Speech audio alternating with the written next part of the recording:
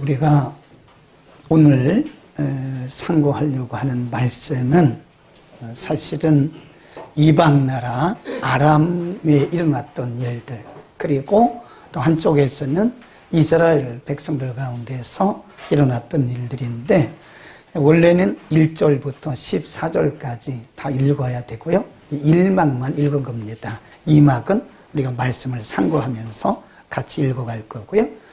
엘리사라고 하는 하나님의 종이 활동하던 시대에 아람 나라에서부터 오늘 본문이 시작을 합니다. 아람 나라 1절 봅니다. 5장 1절에 보면 아람 왕의 군대 장관 나만 이렇게 나와요.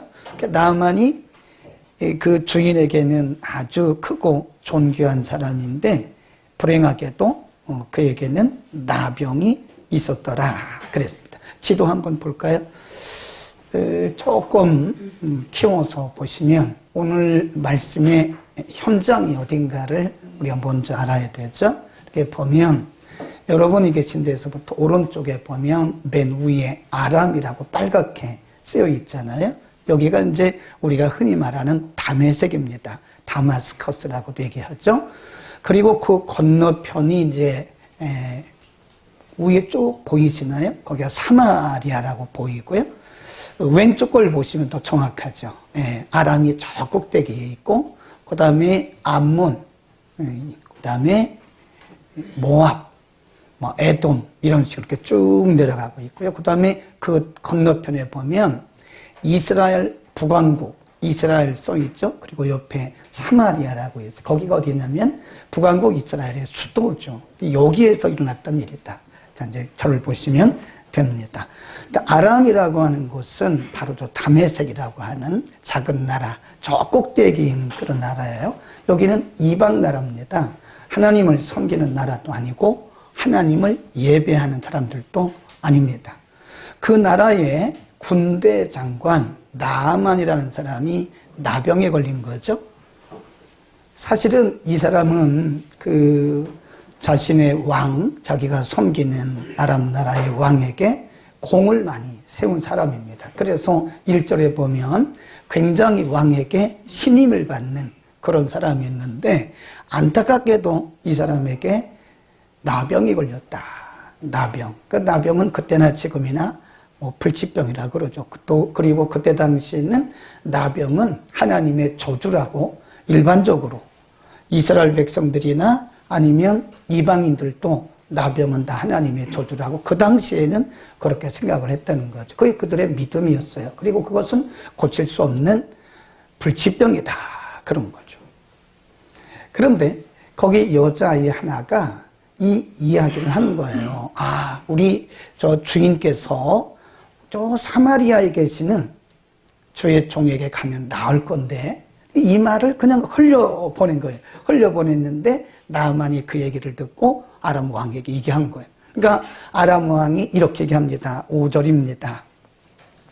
아람 왕이 가로되 갈지어다. 이제 내가 이스라엘 왕에게 글이 말하면 친서입니다. 친서. 친서를 아람 왕이 써요. 그리고 예물과 함께 이스라엘 왕에게 글을 보냅니다. 6절에 보면 이스라엘 왕에게 그 글을 전하니 일러쓰되 내가 내 신하 나만을 당신에게 보내오니 이 글이 당신에게 이르거든 당신은 그 문둥병을 고쳐주소서. 많은 예물과 그리고 친서와 함께 보냈다고요. 그 친서를 받고 이스라엘 왕이 지금 큰일 났어요. 아니, 내가 하나님인데, 내가 하나님이고 한데 내가 어떻게 나병을 고치냐고. 그 7절이 그 말씀입니다. 7절 우리 함께 읽습니다. 시작.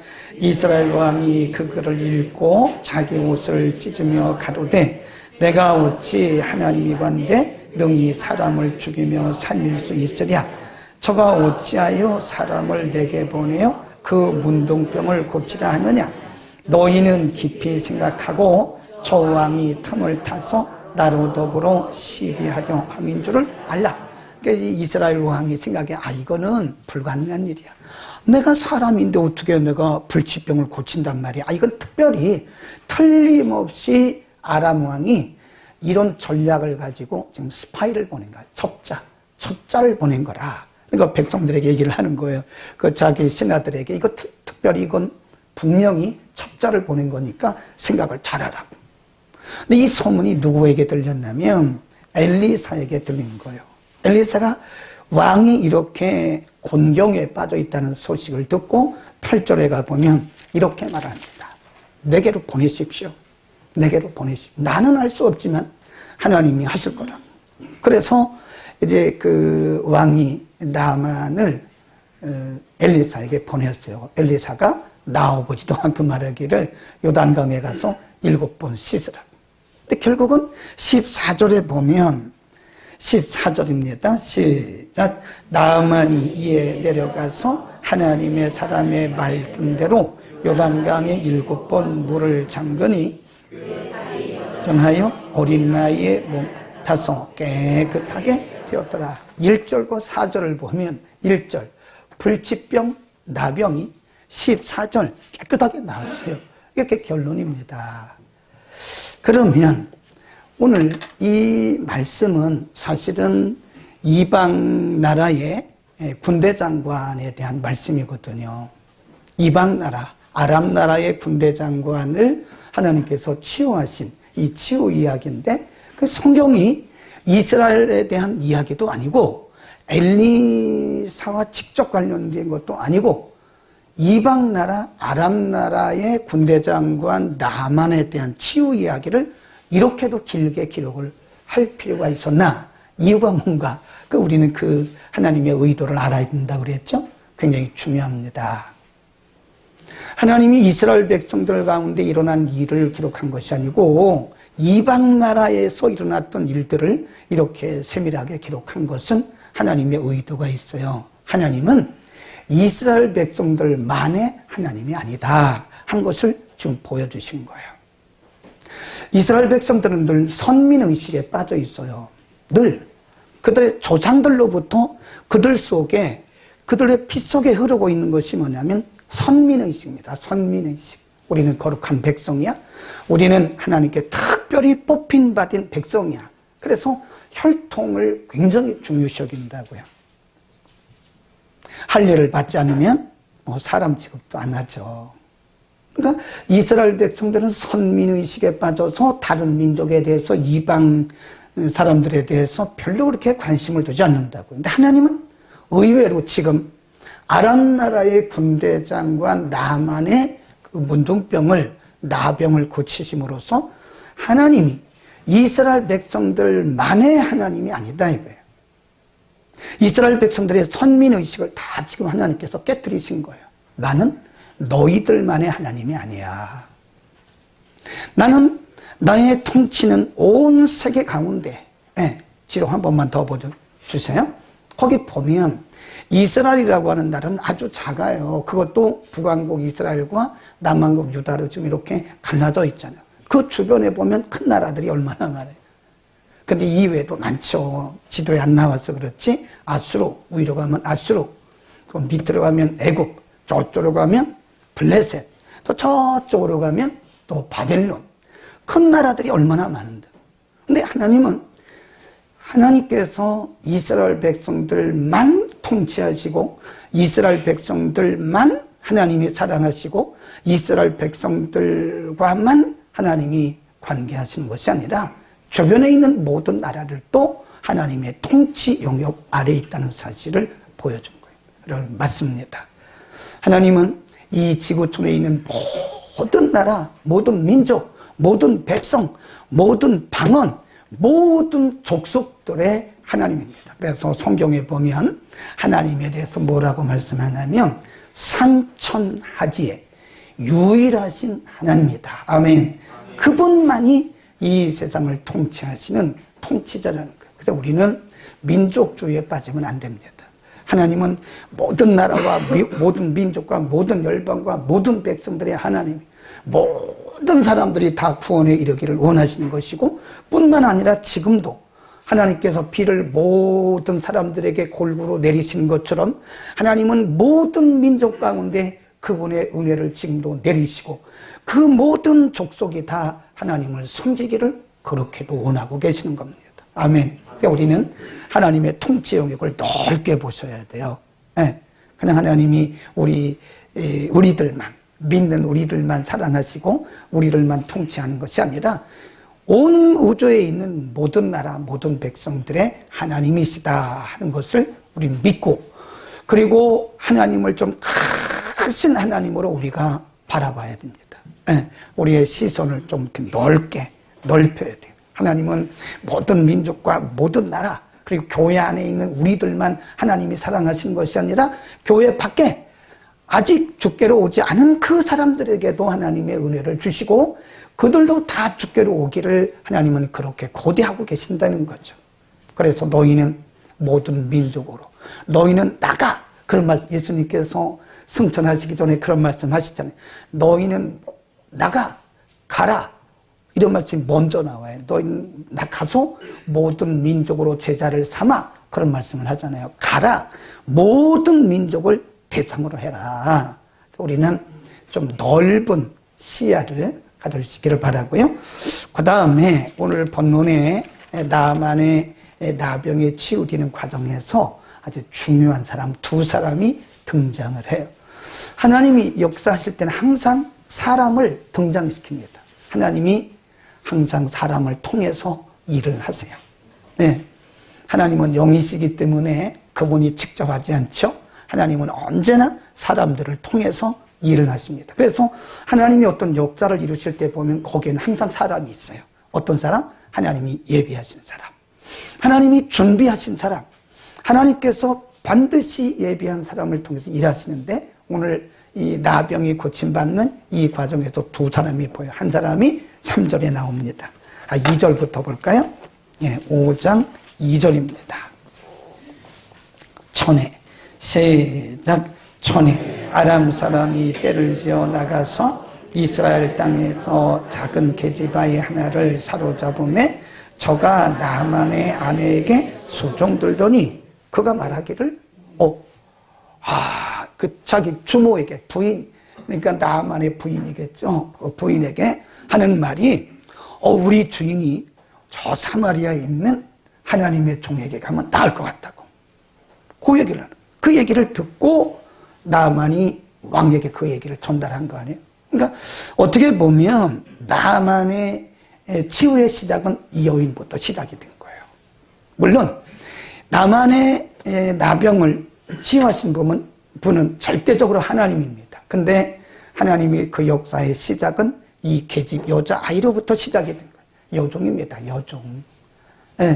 나만의 부인의 여종. 이름도 몰라요. 성도 몰라요. 몇 살인지도 몰라요. 그런데 나만의 인생을 바꾸는 데 있어서 하나님의 역사가 시동이 걸리는데 누구를 쓰셨나? 바로 이 여자아이를 쓰신 거예요. 여러분 그렇습니다. 우리가 사람의 인생을 바꿀 수가 없어요. 우리가 사람을 치유할 수 없습니다. 우리가 어떤 사람들의 문제를 해결할 수가 없습니다. 그러나 우리가 그 사람들에게 하나님을 소개는 할 수 있어요.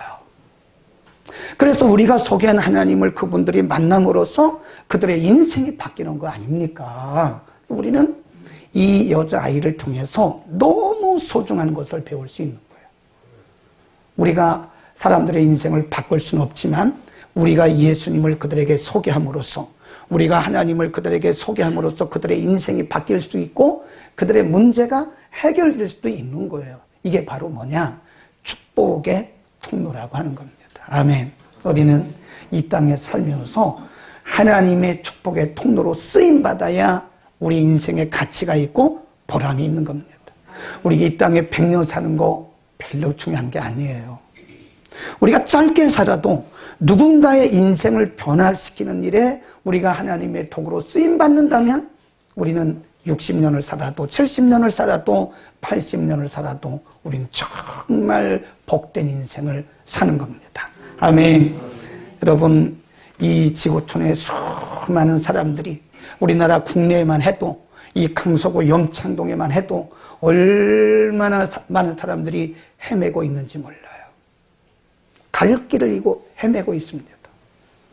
어디가 인생의 목적지인지, 인생이 왜 살아야 되는지, 우리가 왜 먹어야 되는지 답을 찾지 못하고 헤매는 사람들이 너무나 많습니다.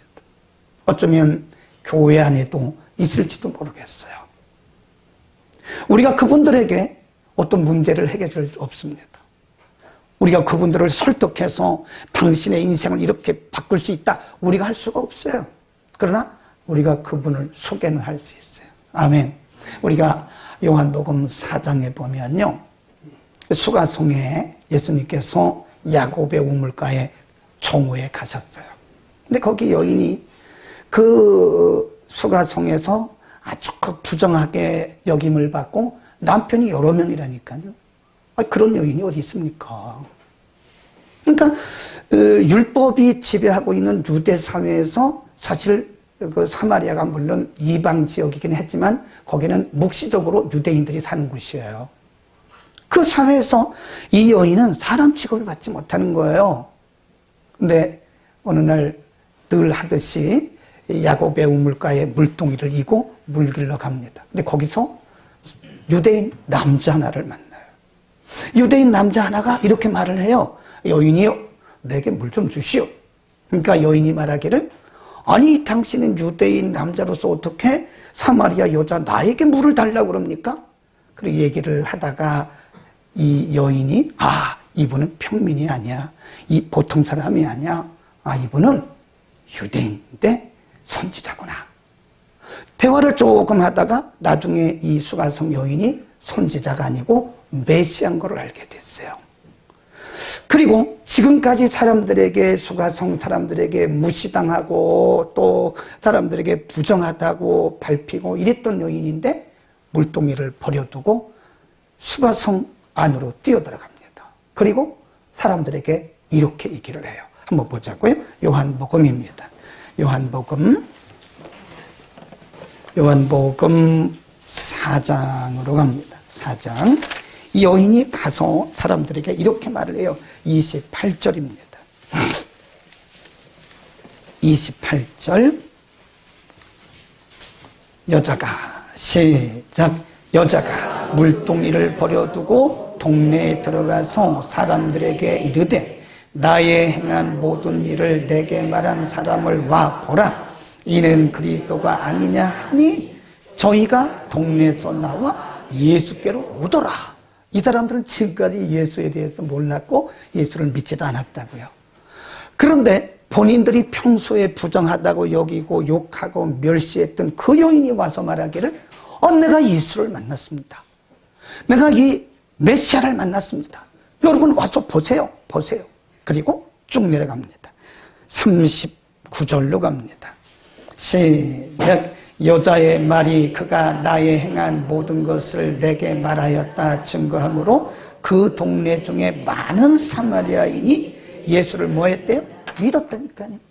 그 동네에 사마리아 많은 사람들이 지금까지는 방향 감각을 잃고 헤매고 있었는데 수가성 여인 이 사람 하나로 말미암아 많은 사람들이 예수를 믿고 이 사마리아 성이 다 예수를 믿는 그런 동네로 바뀐 거예요.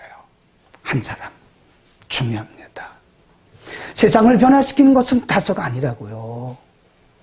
하나님께서 다수를 통해서 일하실 때도 있지만 보면 어떤 사람의 인생을 바꾸는 일에 하나님은 의외로 한 사람을 쓰시더라고요. 무명의 사람, 이름도 없고 성도 몰라요. 사람들에게 유명하지도 않아요. 근데 하나님 그 사람을 통해서 어떤 사람의 인생을 바꾸는 것. 여러분, 우리는 남은 생애가 우리 주변의 사람들을 인생을 바꾸는 일에 쓰임받기를 축복합니다. 그게 바로 행복한 인생입니다. 나 한 사람 때문에 어쩌면 그분의 인생이 완벽하게 바뀌었습니다.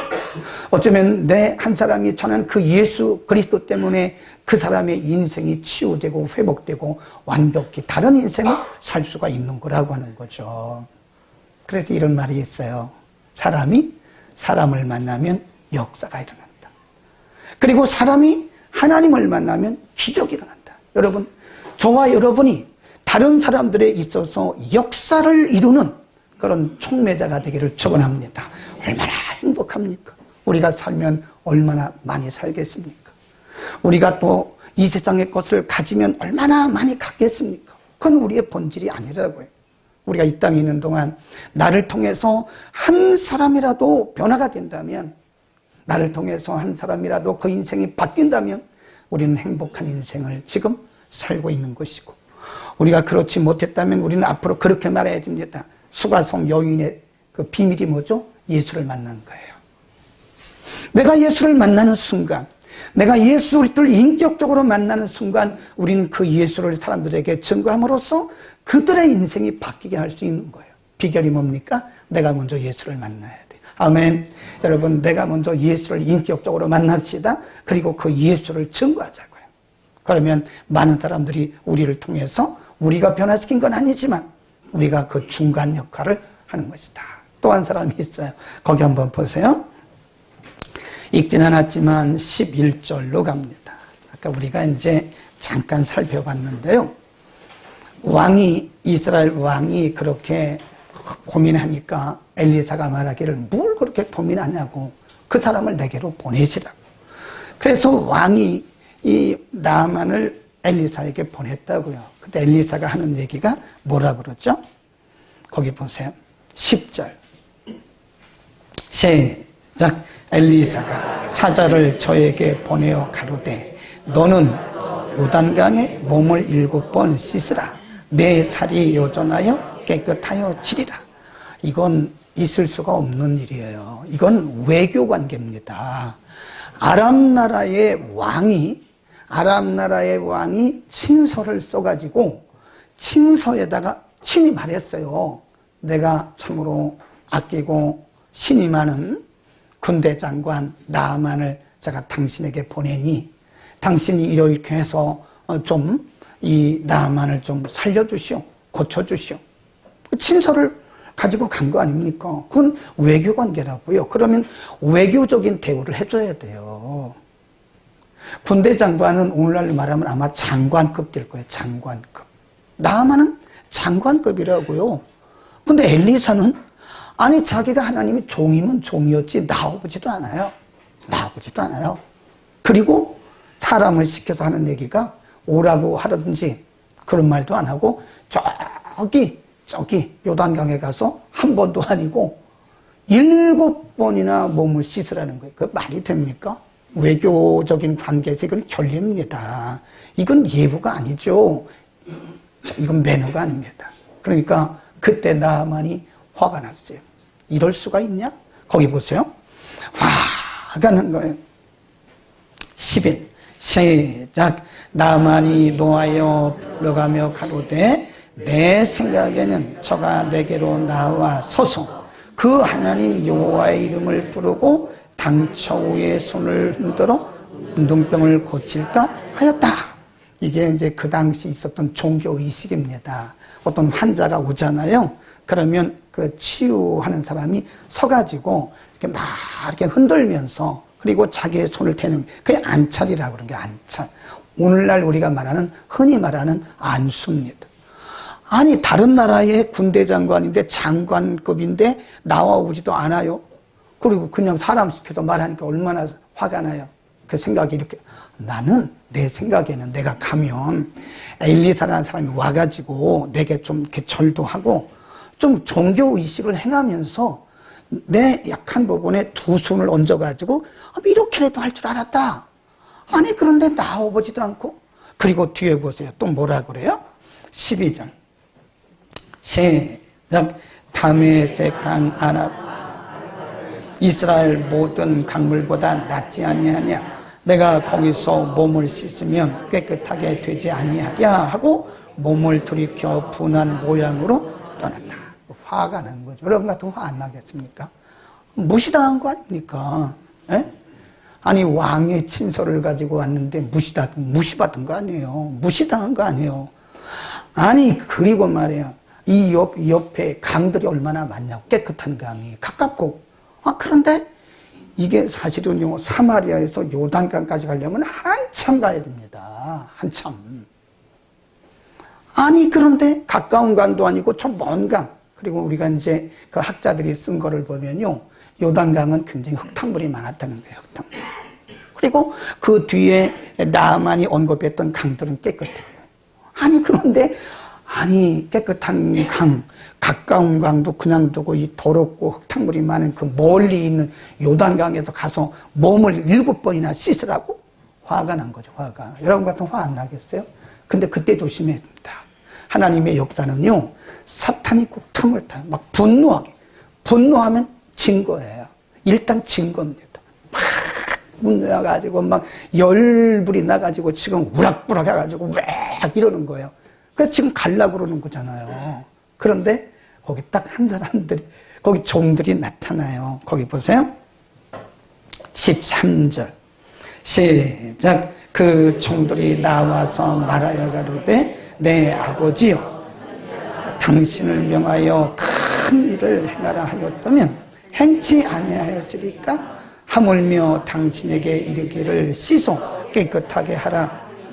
이 종들이 말하기를 막 화가 나 있는 그 나만에게 아니 이보다 더 큰 일도 해야 되지 않냐고. 아니 당신의 그 나병이 낫는다는데 이거보다 더 큰 일도 해야 되는데 아니 그저 몸을 씻으라는데 그거 뭐가 그렇게 힘드냐고. 그 종들이 그 말을 했어요. 그때 나만이 무슨 소리야?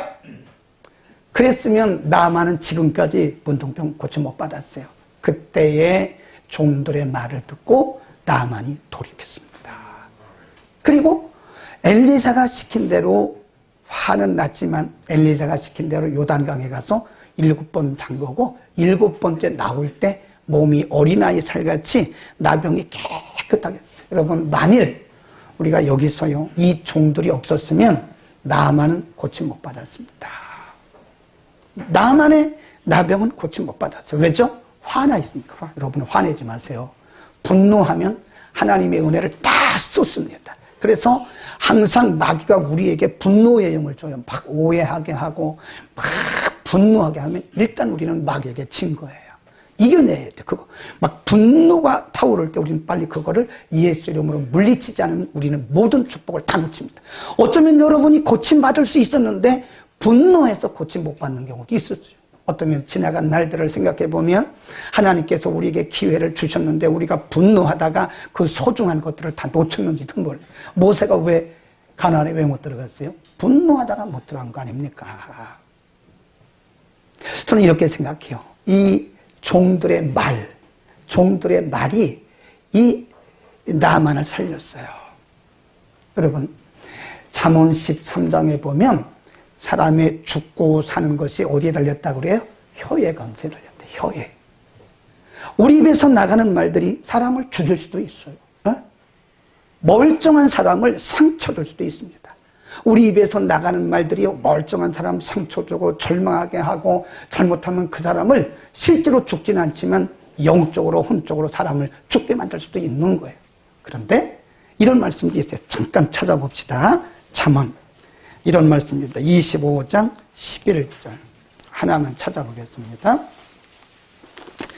잠언 25장 11절에 이런 말씀들은 우리가 잘 기억해 두셔야죠. 잘 아는 말씀이지만 잠언 25장 11절입니다. 한번 찾아보겠습니다.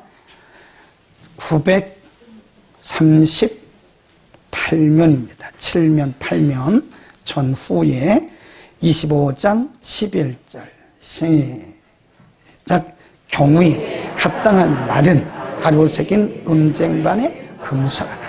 그러니까 이게 말이요 경우에 맞아야 돼요. 또 잠언에 어떤 말씀도 있냐면 우리가 아무리 좋은 말을 해도 새벽에 가서 축복을 하면 그게 저주가 된다는 거예요.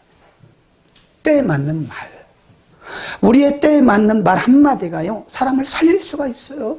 낙심과 좌절에 빠진 사람들에게 새로운 힘을 줄 수가 있습니다. 어떤 말이? 경우에 맞는 말이. 아멘. 그래서 여러분 우리가요 말 조심해야 됩니다. 말 조심. 제가 참 지난주에 있었던 얘기를 잠깐 얘기할게요. 오늘 여러분 차 대는데 어려움 없었죠? 다 문 열어주셨죠? 문 안 열어주셨어요? 제가 어제도 가서 그분들하고 타협했고요. 오늘 아침에도 새벽 예배 가서 또 타협했어요. 네. 제가 여러분 지난주에 이렇게 있는데 어떤 분이 오셔가지고 이거 동아파트에서 이거 다 차량 등록해야 된답니다. 그래요? 그래요? 그래서 제가 이만한 쪽지를 만들었잖아요. 그죠? 그래서 쪽지에 여러분 이름하고 차량 번호를 다 썼어요. 그래서 지난주 목요일 금요일까지 썼는데 한 20대가 들어왔어요. 20대. 그래서 제가 그거를 가지고 동아파트 뭐라 그러죠 거기가? 관리소에 갔어요. 소장님을 만났어요. 그냥 간 게 아니고 떡을 10팩이나 사갖고 갔어요. 여러분 우리가 사람에게 말할 때는요 떡을 사갖고 가야 됩니다. 특별히 낙원떡집에 가야 되는 거예요. 우리가 사람의 마음을 녹이는 것은 선물이에요. 그것도 하나의 어떻게 보면 지혜입니다. 그냥 가서 나 여기 사랑교회 목사인데요. 이거 해주세요. 그럼 되겠습니까? 일단 떡을 10팩을 갖고 가가지고 떡 정말 내가 먹어보니까 맛있더라고. 안 드시라고. 왜 오셨냐고 그래요. 아니 지난주에 어떤 분이 그러는데 여기 등록을 다 해야 된다고 해서 내가 이걸 갖고 왔다 그랬더니 이 소장이 깜짝 놀라는 언제 누가 그런 얘기를 했냐고. 아니 분명히 그때 누군가 저한테 와서 했잖아요. 그거 등록해야 된다. 아닙니다. 그 소장이 하는 얘기가 목사님 이 동아상가에 우리가 6대까지만 배정을 했고 이렇게 20대를 누가 등록을 해줍니까? 생각해보세요. 깜짝 놀라서 제가 갖고 왔는데요. 목사님 그냥 가져가세요. 그리고 이거 뭐야 그랬더니 잘 들어보세요. 그날 경비선 경비 아저씨가 경비 쓰시는 그 경비 사장님이 그냥 한 말이에요. 그냥 등록해야 됩니다. 그냥 모든 이 아파트 주민이 차량을 등록해야 되듯이 등록해야 됩니다. 이렇게 말한 거라는 거예요. 그런데 그게 뭐라고 들린 거예요? 아파트에 우리 교인들 다 등록해야 들어갈 수 있다고. 전혀 아닌 거죠. 이걸 뭐라 그래요? 와전. 와전이라 그래요. 와전. 네. 그러니까 사실과 전혀 상관이 없는 말이 막 돌아가지고 저한테 와가지고 20대를 가지고 갖다가 주니까 이 소장님이 깜짝 놀래가지고 누가 이런 얘기를 했냐고. 아니 지난주에 여기 경비 아저씨가 그랬다니 경비한테 가가지고 누가 이런 얘기를 했냐고. 근데 그분이 그냥 한 소리예요. 그냥 모든 사람들이 그렇게 해야 되듯이 여기도 들어오려면 등록을 해야 됩니다. 그렇게 한 얘기인데 우리가 다 등록해야 된다 이런 식으로 우리가 알아가지고 20대나 갖고 가니까 놀랬죠. 그럼 떡을 10팩까지 가도 소용없어요. 안 되더라고요. 낙원떡집 그것도 안 되더라니까요. 허집사님. 야, 맛있다고 아무리 설명을 해도 안 된다고 그래서 제가 거기서 사정을 했어요. 사실은 이 같은 단지 안에 있는 게 아니냐. 우리 서로 가족처럼 지내자. 뭐 이렇게 맨날 주일마다 바뀌냐. 어떤 때는 열어주고, 어떤 때는 등록하라고 그러고, 어떤 때는 또 뭘 뽑아야 된다고. 그러면 우리가 불안해서 어떻게 교회를 오냐고. 그랬어요. 그러니까 어쩌면요. 우리가 그냥 지나간 말로 한 말이 와전돼가지고요. 어쩌면 큰 일을 낼 수가 있습니다. 한 사람의 인생을 무너뜨릴 수 있어요. 정말 조심해야 됩니다. 정말 조심해야 돼요. 우리 말 한마디가 와전돼요, 와전. 그러니까 내가 이렇게 아라고 얘기했는데 이것이 어라고 막 떠돌아다니는 거예요. 그래가지고 아라고 한 말을 이상한 사람으로 그렇게 보는 거죠. 그래서 우리는 오늘 이 종들의 말을 보면서 우리는 이제 그런 말을 하지 말고 무슨 말을 하자고요? 살리는 말. 아멘. 내 말 한마디가 사람을 살리는 거야. 내 말 한마디가 사람들에게 용기를 주는 거야. 집사님이요. 제가 사실은요. 지난주에 너무 힘들어가지고 절망하고 있었거든요. 근데 집사님이 나한테 문자를 보냈어요. 그 문자를 보니까 너희는 근심하지 마라. 그런 거였어요. 나는 집사님이 보낸 그 문자를 하나님의 음성으로 들었어요. 그런 겁니다. 임승훈 선교사 누군가가 막 화나 있을 때 여러분 경우에 합당한 말은 아로 새긴 은장반에 금사가와 같다니까요. 그만큼 가치가 있다는 거예요. 어쩌면 그 한 영혼을 여러분은 살릴 수 있고 한 사람의 그 상처받은 마음을 우리가 한 그 말씀을 통해서 치유하고 있는 우리가는 할 수는 없지만 우리가 전한 그 말씀이 우리의 말이 하나님의 축복의 통로로 쓰임받을 수 있다는 사실을 믿기를 축원합니다. 그래서 우리가 영성관리 잘해야 돼요. 우리가 은혜 떨어지잖아요. 우리가 은혜 떨어지면 제일 먼저 바뀌는 게 말부터 바뀝니다. 말이 부정적이고 불신앙적이고 비난하고 비판하고 뭐 그래요. 근데 우리가 은혜가 충만하잖아요. 그러면 뭐 부정적인 말을 잘 안 해요. 하긴 하겠지만 잘 안 합니다. 그리고 용기를 주는 말을 해요. 그러니까 우리가 은혜 충만해야 되겠죠. 아멘. 우리 기도 많이 해야 되겠죠. 우리 말씀 충만해야 되겠죠. 나부터 영성 관리해야 되겠죠.